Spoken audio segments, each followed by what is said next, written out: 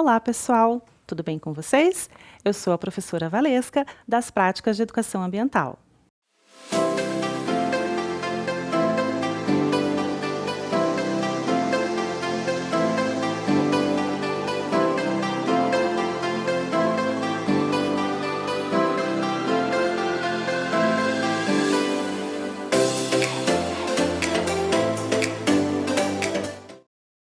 As centrais geradoras hidrelétricas, ou como são comumente conhecidas CGHs, são como mini usinas hidrelétricas baseadas no conceito da rosca de Arquimedes, aproveitando a queda de água do vertedouro para gerar energia.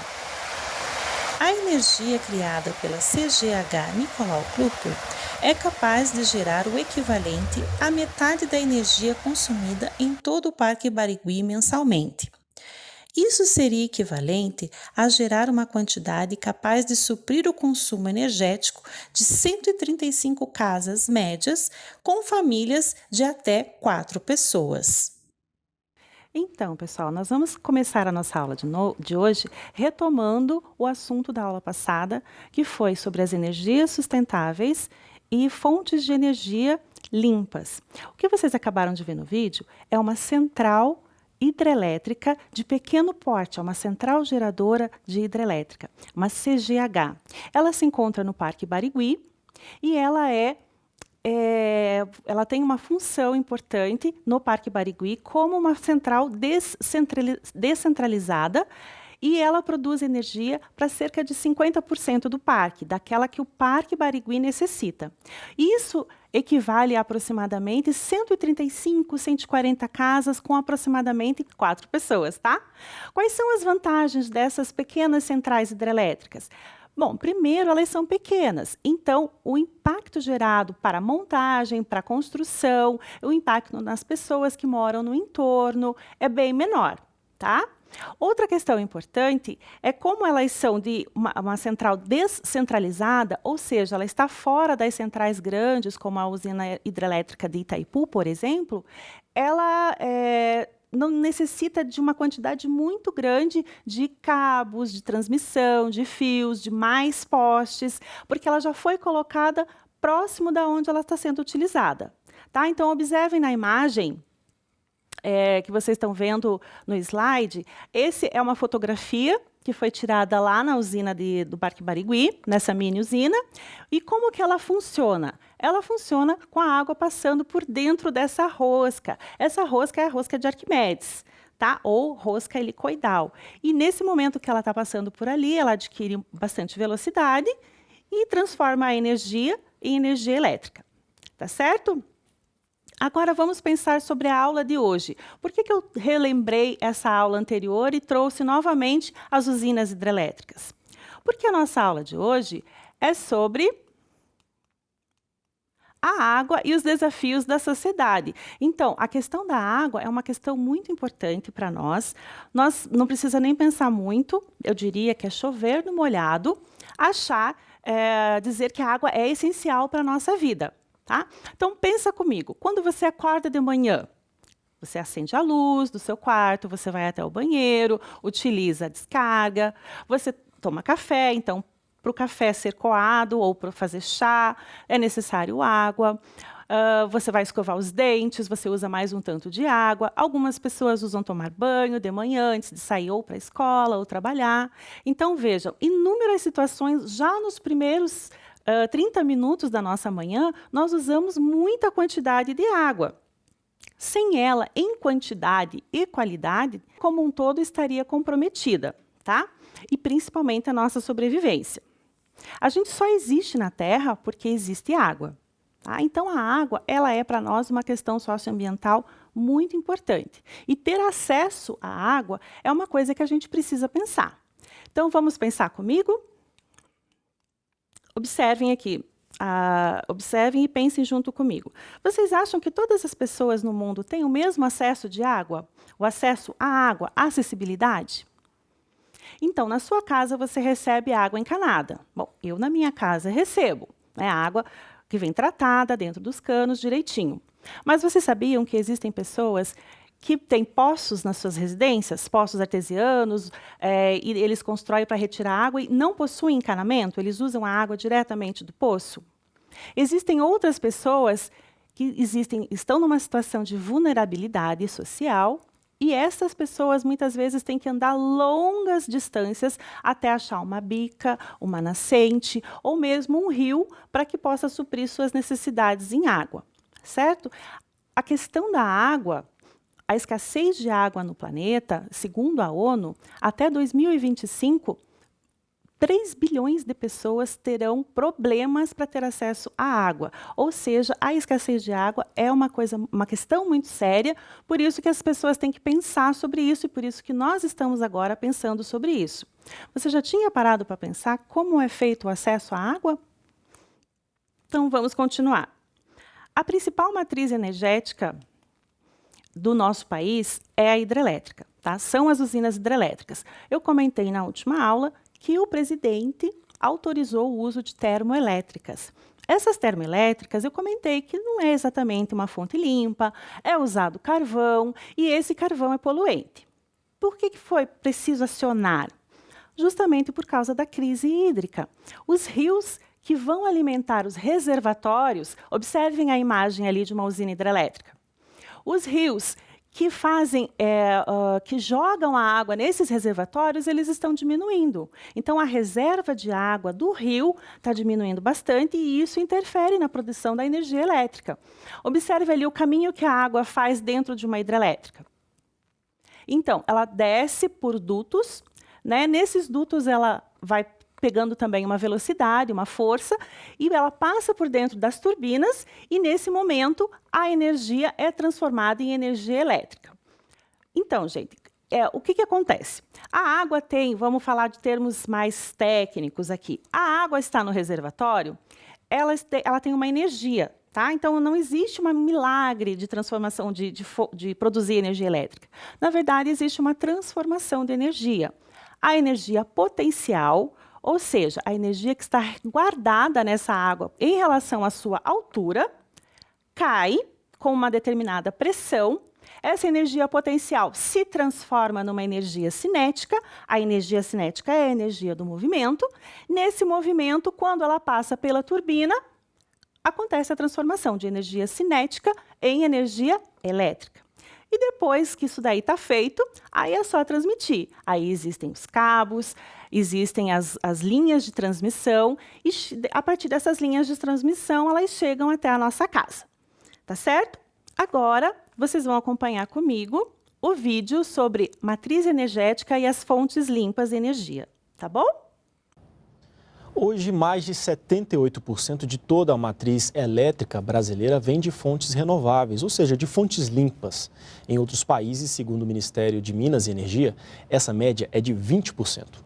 Aqui no Brasil, a energia hidráulica é a principal fonte limpa da matriz elétrica, com 70,6%. Em 2023, de acordo com o Plano Decenal de Expansão de Energia, ela continuará a ser a mais importante, respondendo por 69,4% de toda a matriz elétrica. Essa redução será compensada pelo crescimento de outras energias renováveis, como a eólica e a solar. A prioridade da expansão do nosso sistema é em cima das fontes hidrelétricas, da biomassa, do bagaço de cana e da eólica. E a novidade que nós temos a partir desse ano é a questão da energia solar para a produção de energia elétrica, as células fotovoltaicas. Nós vamos fazer um leilão desse ano. A solar ainda tem um custo um pouco acima das opções que o Brasil tem, mas esses custos estão se reduzindo ao longo do tempo e nós vamos iniciar o desenvolvimento da fonte solar. Então, vocês acabaram de ver no vídeo que a principal matriz energética do Brasil é a água. São as usinas hidrelétricas. Então, a água é muito importante nesse caso, tá? Então, diferentemente do que as florestas, por exemplo, que a gente pode reflorestar, a água, ela tem uma quantidade fixa no nosso planeta. É bastante, sim, é bastante. Mas ela não tem como a gente produzir mais, entendem? Porque ela está dentro dessa quantidade, essa quantidade ela é fixa e a gente precisa cuidar. Se vocês observarem o globo, vocês vão ver que toda essa parte que está pintada de azul representa a água, mas é muita água. mais de 97% do nosso planeta realmente é feito de água. Entretanto, essa água é salgada, é água dos oceanos. Cerca de 2% da nossa água está congelada, está lá no topo das montanhas, está nos icebergs, nos polos norte e sul.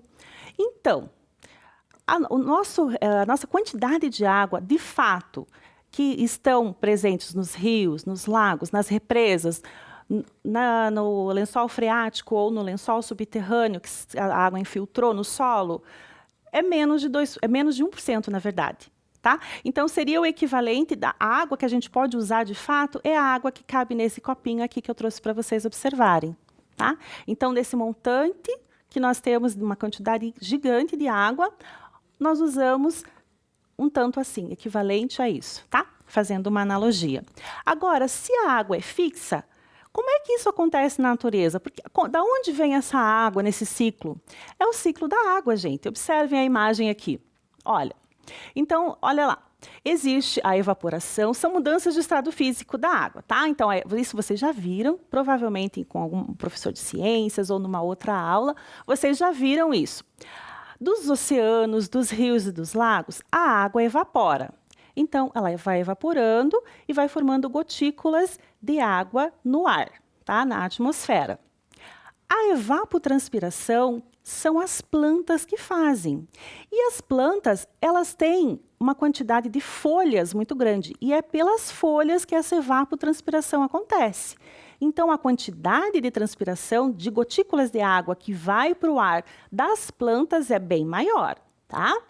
Existe também transpiração dos animais, além das plantas. Aí, o que acontece? Acontece a condensação. O que é essa condensação? O ar atmosférico esfria um pouquinho, as gotículas se juntam, formando as nuvens, e em determinado momento, quando elas estiverem bem carregadas, chove. Precipitação é o nome chique da chuva, tá? Então, vocês agora podem falar que está precipitando, né? Porque chuva é precipitação, tá? Esse ciclo acontece todos os dias, de manhã, de tarde e de noite. Não tem parada. Por isso que é um ciclo, tá? Ele está sempre acontecendo e se renovando. Entretanto, não tem mais produção de água, tá? Não tem mais situações que você possa ter água. Está preso no ciclo, tá? E se a água existe em quantidade fixa no planeta, por que está acontecendo uma crise hídrica? Então, observem aqui na tela, ó, a crise hídrica. Falta de água em Curitiba e região não é culpa só da estiagem. Estiagem significa período de seca.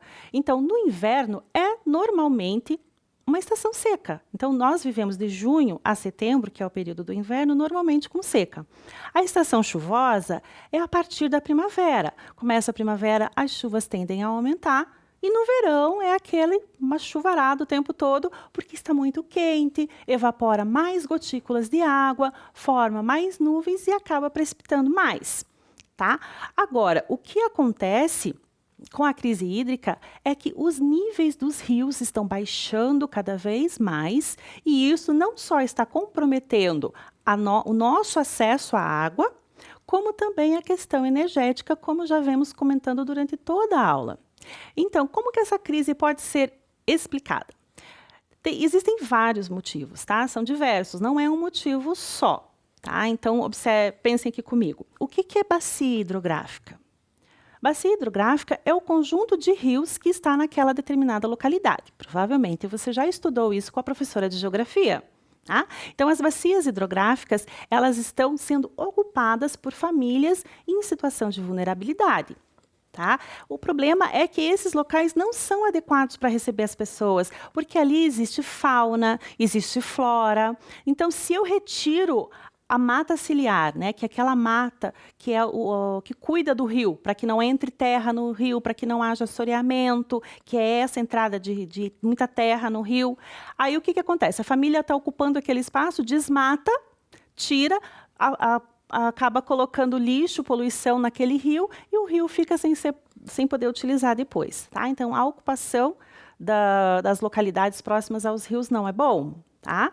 A própria poluição, não só dos rios, mas das represas, dos lagos, do solo. Tá? Isso também interfere na qualidade da água, nesse caso, se é do solo, nos lençóis freáticos, tá? O grande crescimento da população, claro, se existe mais pessoas, vai precisar necessariamente de mais água, tá? A urbanização acelerada. Curitiba ainda nós temos o privilégio de ter muitas áreas verdes com água ainda, né? Cito o exemplo do Parque Barigui, que é uma região que é justamente para isso, para evitar enchentes, é uma região também que contribui para o espaço verde da cidade como corredor de fauna, né? Mas existem cidades que asfaltaram todo o chão, colocaram calçamento em tudo, e isso também prejudica o ciclo da água, porque na medida que vai chovendo, a água não consegue se infiltrar. Ela acaba caindo nas galerias ou então causando enchentes. A grande urbanização das cidades também interfere na crise hídrica. E, claro, né, como não poderia deixar de comentar com vocês, o uso nas indústrias, na agropecuária, que também interfere bastante na crise hídrica. Tá? Agora, pessoal, a gente vai assistir o que se fala sobre a água e as mudanças climáticas, ou seja, o aquecimento global.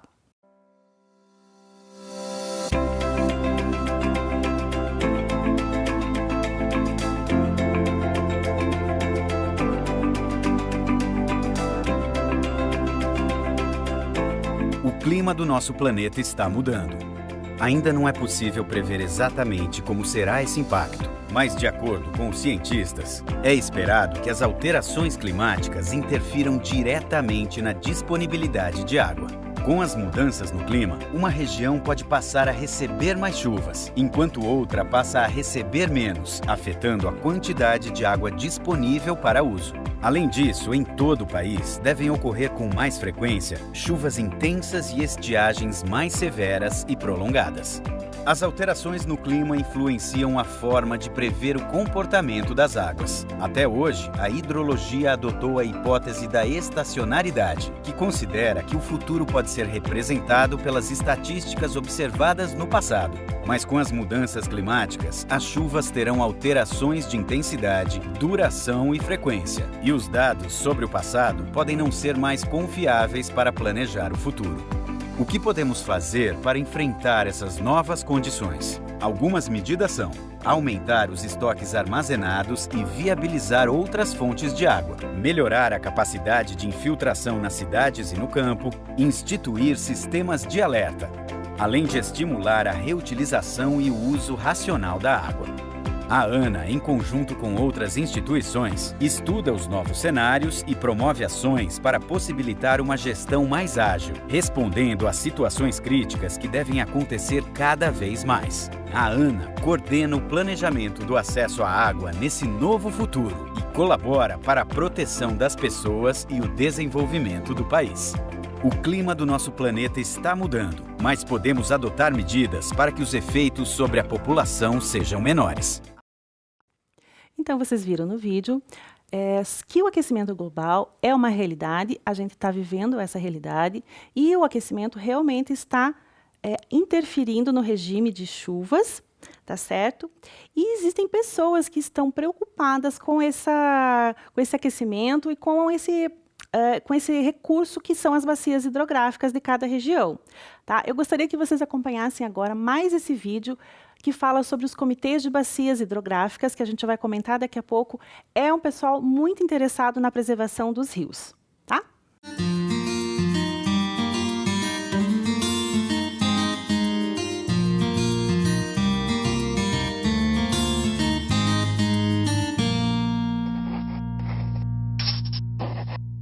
Comitê de Bacia Hidrográfica. O que é e o que faz? A água doce é um bem importante para todos os seres vivos, sejam pessoas, animais ou plantas, que necessitam dela para viver. Além disso, é essencial para a geração de energia, processos industriais, produção de alimentos, no transporte de cargas e pessoas, na pesca, seja por lazer, para subsistência ou industrial, e no saneamento básico. Enfim, em toda parte e a toda hora, a água é fundamental para o conforto e sobrevivência de todos no planeta. Por isso, é necessário garantir todos os usos e, ainda mais, cuidar da conservação do meio ambiente. Tudo que se relaciona à água e aos seus diferentes usos envolve grupos de pessoas cujos interesses devem ser respeitados. Todos veem e utilizam a água de uma maneira. São objetivos, necessidades e expectativas muito diferentes e importantes. E as ações de cada um podem afetar todos os demais. Para entender melhor como isso acontece, é essencial primeiro aprender o que são bacias hidrográficas. Uma bacia hidrográfica é uma região que compreende diversos cursos d'água que convergem para um rio principal, cujas águas são despejadas por uma única foz. Parte da água da chuva que cai nessa região escoa para os leitos dos rios, outra parcela volta para a atmosfera por evaporação, e outra ainda é armazenada no subsolo para formar os aquíferos, que são grandes reservatórios subterrâneos. O ser humano está presente nesse cenário com todas as suas atividades, utilizando a água de diversas maneiras e despejando resíduos em vários pontos dessa bacia. Assim, muito mais que um sistema natural de águas, uma bacia hidrográfica é um grande sistema social, econômico e ambiental. E as soluções para o melhor aproveitamento e para a preservação desse grande bem comum têm que ser encontradas de forma coletiva e participativa. Os comitês de bacias hidrográficas.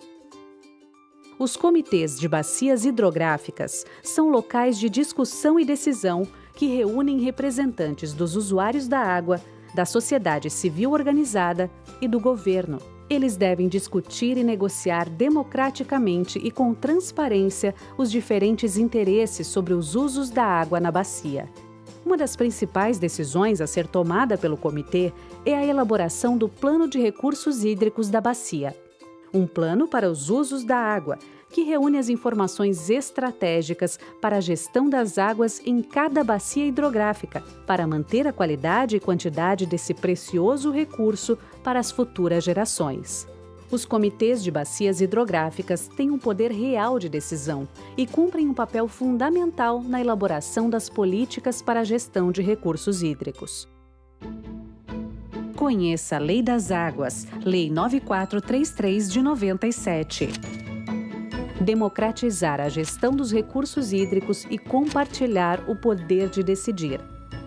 Participe de uma nova gestão das águas. Acesse www.ana.gov.br para saber mais sobre a atuação da Agência Nacional de Águas junto aos comitês de bacia hidrográfica.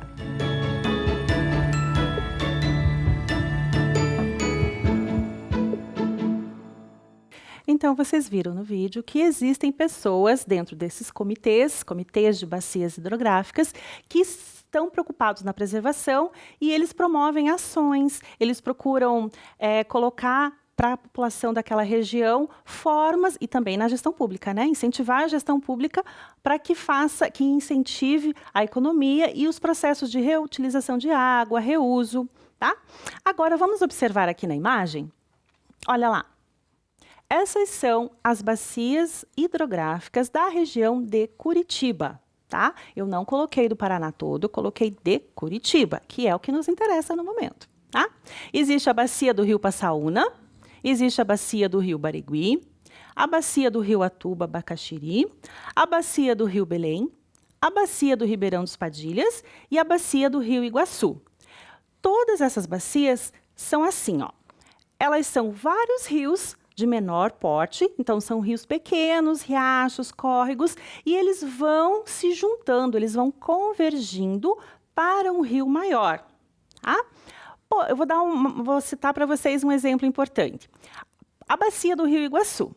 O Rio Iguaçu não faz parte da nossa captação de água para as nossas casas, tá? Os outros fazem, mas o Rio Iguaçu especificamente não. A nascente do Rio Iguaçu fica aqui próximo de Curitiba. Tá? E o Rio Iguaçu é um rio bem grande, ele atravessa o nosso estado, ele vai daqui de Curitiba e vai até Foz do Iguaçu. Tá?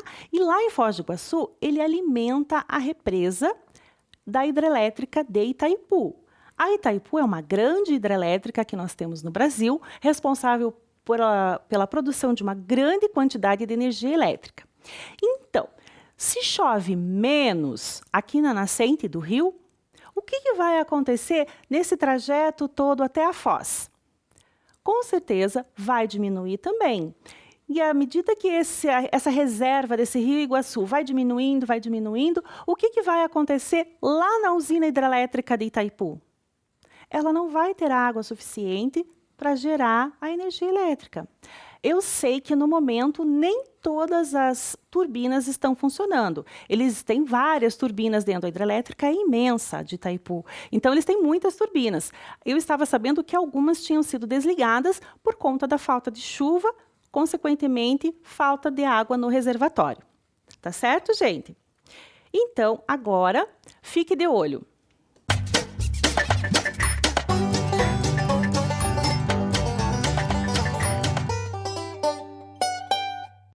Então, contando para vocês ficarem de olho, o Sistema Nacional de Meteorologia emitiu um alerta já lá em maio, meados de maio, por aí, maio e junho, que realmente nós viveríamos em 2021 uma grande estiagem, ou seja, uma grande falta de chuvas, né? Escassez de chuvas, de junho até setembro. E isso interfere não só no Paraná, né? Isso interfere nos estados que também são alimentados pela grande hidrelétrica de Itaipu.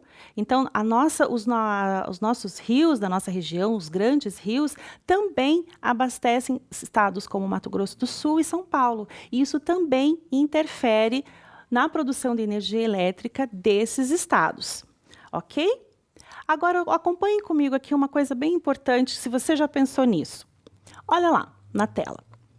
A sua comunidade participa de alguma discussão envolvendo o tema água? Você já perguntou para alguém? Qual? Quem participa? Na região onde você mora, existem comitês de bacias hidrográficas organizados? Você já parou para pensar se existe? Você não conhecia comitês de bacias hidrográficas, né? Será que existe perto da sua comunidade, na sua vizinhança, alguém ou um conjunto de pessoas que está preocupado com isso? Vejam lá comigo na tela. Se acontece alguma coisa relativa à distribuição de água utilizada na sua comunidade, como rompimento de encanamento ou a falta de água, que medidas podem ser tomadas para solucionar esse problema? Vocês já pararam para pensar, vocês já viveram essa situação de ter uma falta de água ou um rompimento de cano na rua que fica vazando aquela água toda? Já viveram isso? Já observaram esse tipo de coisa? Então, o que vocês podem fazer? Contar para a gente. Então, com o auxílio de um adulto, um responsável por você, pode ser seu pai, sua mãe, uma pessoa que seja responsável por você, que possa te ajudar. Envie para a gente no nosso e-mail dos oficinasdointegral@gmail.com e conta o que você sabe sobre a distribuição de água na sua rua, na sua casa, se existem comitês de bacias hidrográficas, se acontece alguma questão, por exemplo, racionamento. Está acontecendo racionamento de água na sua casa? Você já viu a sua mãe reclamar sobre isso? Me conta, manda pelo e-mail que eu vou ficar feliz em saber e ler a sua resposta, tá bom?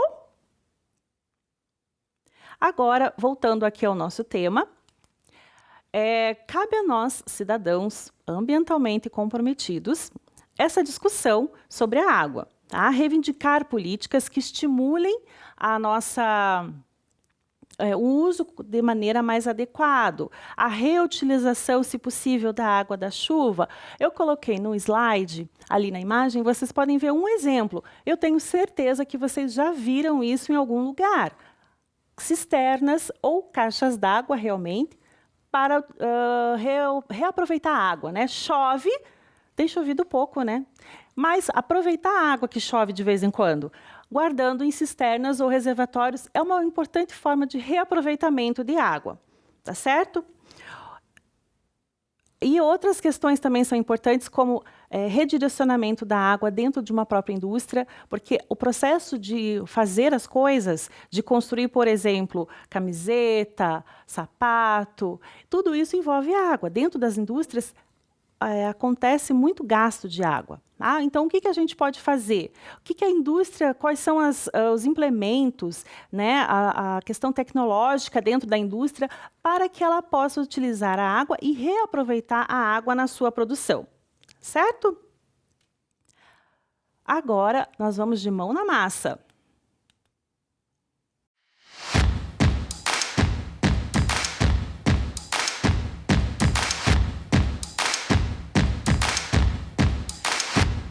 Então, acompanhem comigo agora a atividade. Tá? Leiam, vamos ler a tirinha do Armandinho? Faltou água. Aqui em casa não temos esse problema. Quem diria? A solução caiu do céu. Então, o autor da tirinha, ele fala de uma importante estratégia para a escassez de água ser resolvida em casa, ou pelo menos amenizada. Qual foi a estratégia sugerida pelo Armandinho?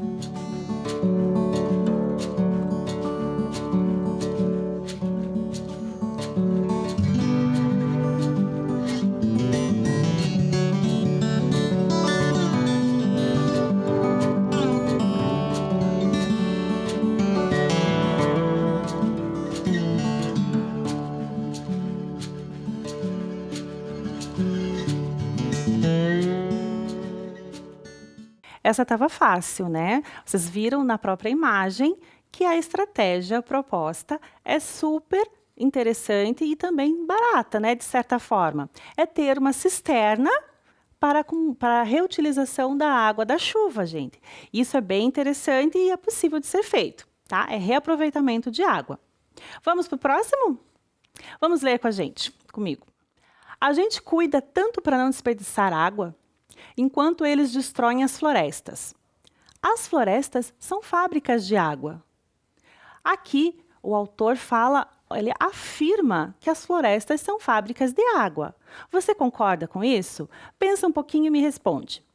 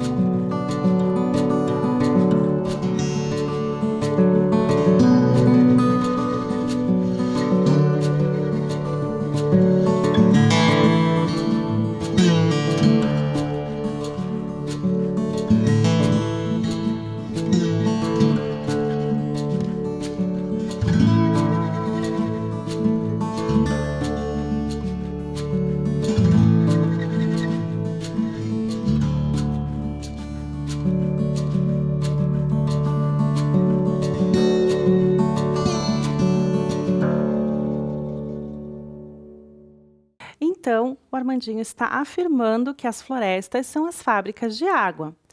O que acontece? Acontece o seguinte, as árvores transpiram o tempo todo, né? De manhã, de tarde, de noite, elas soltam das suas folhas uma quantidade grande de vapor de água, assim como nós. Só que nós temos a pele, né? Os animais, as folhas das árvores, elas estão numa quantidade muito grande, muito maior. Consequentemente, a quantidade de evapotranspiração, ou seja, de formação de gotículas para a atmosfera, é muito maior. Observem na imagem. Olha lá, ó. Como a floresta faz chover. Então, a árvore transpira o tempo todo. A água sai pelas folhas em forma de vapor, e isso vai compor a atmosfera. Como são muitas folhas sobrepostas, a área total delas é enorme. Não tem como, a gente pode até colocar as folhinhas uma do lado da outra, ainda assim a quantidade vai ser muito grande. Assim, 1 km² de floresta consegue evaporar mais água do que a mesma área do oceano. Entenderam como que a floresta faz chover? Ela atua diretamente com mecanismos biológicos, juntamente com as nuvens, fabricando mais chuvas. Por isso que o desmatamento é um fator muito importante para que haja crise hídrica. Ter florestas, ter mata nativa é importante para a produção de chuvas. Tá certo, gente? Esse mecanismo é natural do nosso planeta. Então, à medida que nós estamos interferindo com excesso de desmatamento, urbanização das cidades, crescimento da população, poluição, nós estamos, e claro, ocupação ali da região do rio, nós estamos atrapalhando o sistema que é da natureza, um sistema natural, esse sistema de chuvas. Aconteceu e acontece há milhões de anos, por isso que a gente tem água na forma líquida, tá? Agora vamos ao que aprendemos hoje. Então, vamos ao que aprendemos hoje? Então, hoje nós falamos sobre a água. No início da aula, nós falamos sobre as hidrelétricas, retomamos a aula anterior, né, sobre a energia sustentável, as fontes energéticas mais utilizadas e comentamos que é a água a matriz energética mais usada no mundo e aqui no Brasil é a mais importante. Comentamos que as CGHs, ou Centrais Geradoras Hidrelétricas, são pequenas hidrelétricas, né, pequenas usinas, e são uma forma de contribuir com a economia do município e a geração de energia numa quantidade para aquele local, uma quantidade de energia descentralizada, certo? Nós aprendemos que a água é essencial. Desde o início do nosso dia, nós fazemos várias coisas, até o ato de vestir uma roupa. Aquela roupa, todo o processo de fabricação das roupas, dos calçados, tudo isso envolve água. A alimentação, fazer comida, escovar os dentes, tomar banho, tudo isso envolve a água. Então, a água é essencial para a nossa vida e para tudo que está relacionado à nossa volta. Nós precisamos de água em quantidade e em qualidade, tá? Ela tem que chegar, a gente ter acesso a ela desta forma, com qualidade e quantidade, tá? A questão da água é uma questão socioambiental muito importante, né? A crise hídrica é uma questão importante que precisa ser pensada, precisa ser discutida. E a água, ter acesso à água é um marcador muito importante das desigualdades sociais, porque nem todas as pessoas têm acesso à água da mesma maneira. Comentamos que algumas pessoas recebem água encanada em casa. Outras pessoas precisam andar quilômetros para achar uma bica ou para achar um rio, para as suas necessidades serem atendidas. E eu nem comentei de uma outra situação de extrema vulnerabilidade, que são os moradores de rua. Nem comentei. Como que essas pessoas que estão nas ruas, como elas fazem para ter acesso à água? Você já pensou nisso? É importante pensar. Aí, nós vimos lá a matriz energética matriz energética principal do Brasil é a água, né, e as usinas hidrelétricas estão necessitando de água. Os reservatórios em algumas localidades do país estão muito baixos. Nós vimos também que a disponibilidade de água é um fator importante e é um fator limitante. Então, aonde não tem água, como, por exemplo, regiões de muita seca, regiões de deserto, esses locais dificilmente vai ter uma grande população de pessoas, porque ter acesso à água é uma questão muito importante. Tá? Olhem lá, comentamos que a água é em quantidade fixa, existe um montante no planeta como um todo, ele até poderia ser chamado planeta água, de tanta água que tem, entretanto, a gente só consegue usar menos de 1%. Se a gente pensar no globo terrestre, mais de 97% é água do mar, água salgada, dos oceanos, a gente não consegue utilizar. Cerca de 2% é água congelada. Está nos polos, tanto no Polo Norte quanto no Polo Sul, ou então está no alto das montanhas, está nos icebergs. Nós não podemos utilizar essa água congelada. E o montante mais ou menos equivalente a esse copinho de água é o real que a gente consegue usar. Tá? É uma quantidade pequena. E ela é fixa porque nós também dependemos do ciclo da água, que é aquele ciclo de evaporação, formação de nuvens, condensação e a precipitação na forma de chuva. Tá? Vamos para o próximo? Agora sim, a crise hídrica. Por que nós estamos vivendo? Um fator importante e um está encadeado com o outro, tá? Nada está estanque. O aquecimento global também está relacionado a isso. Tá certo? Então, desmatamento influencia na crise hídrica, desmatamento influencia na formação de chuvas. Lembrem-se que a quantidade de água é fixa. O desmatamento, a gente pode até reflorestar uma área como a Amazônia. As árvores vão crescer novamente, agora a quantidade de água vai ser sempre a mesma. Tá? A ocupação das bacias hidrográficas. Lembrem-se que as bacias hidrográficas são regiões, né, espaços dentro do local, daquele determinado local, que existem muitos rios. Às vezes tem rios grandes e existem os córregos, os riachos, que vão desembocar, ou seja, eles vão convergir para esse espaço específico do rio maior. Tá certo? Agora vamos para a poluição. Poluição, crescimento populacional, tá? O aumento de número de pessoas interfere sim na quantidade de água que a gente está precisando. Tá? E o uso intensivo na indústria e na agropecuária também interfere na crise hídrica.